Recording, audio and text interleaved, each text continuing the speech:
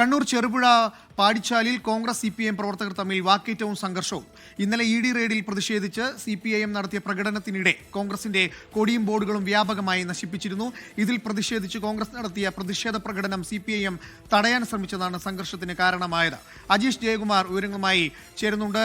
അജീഷ്, സംഘർഷത്തിന്റെ തുടക്കം എങ്ങനെയാണ്? കൂടുതൽ വിവരം. ഇന്നലെ മുൻ മുഖ്യമന്ത്രി പിണറായി വിജയന്റെ വീട്ടിൽ ED റെയ്ഡ് നടന്നിരുന്നു. അതിന് പിന്നാലെ CPIM പ്രവർത്തകർ ചെറുപുഴയിൽ പ്രതിഷേധ പ്രകടനം നടത്തിയിരുന്നു.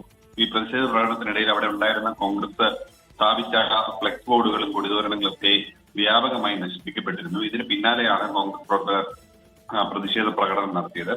ഈ പ്രതിഷേധ പ്രകടനം ഇത് കോൺഗ്രസ് CPIMമാർ തടയാൻ ശ്രമിച്ചതാണ് ഒരു സംഘർഷത്തിന് ഇടയാക്കിയിട്ടുള്ളത്. നിലവിൽ ഈ കൊടികളും ബോർഡുകളും നശിപ്പിച്ച 5 CPIM പ്രവർത്തകർക്കെതിരെ ചെറുപുഴ പോലീസ് ED റെയ്ഡുമായി ബന്ധപ്പെട്ട പ്രതിഷേധങ്ങൾ നടക്കുകയായിരുന്നു. അതുമായി ബന്ധപ്പെട്ടാണ് ഇപ്പോൾ പ്രശ്നങ്ങൾ കണ്ണൂരിൽ ഉണ്ടായിരിക്കുന്നത്.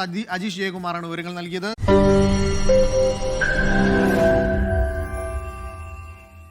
ലോകത്തെവിടെയായാലും ഏത് സമയത്തും 24 വാർത്തകളും ഓഗ്മെന്റഡ് റിയാലിറ്റി പാക്കേജുകളും എക്സ്പ്ലെയിനറുകളും വിശദമായി കാണാൻ ഞങ്ങളുടെ YouTube ചാനൽ നിങ്ങൾക്ക് സബ്സ്ക്രൈബ് ചെയ്യാം.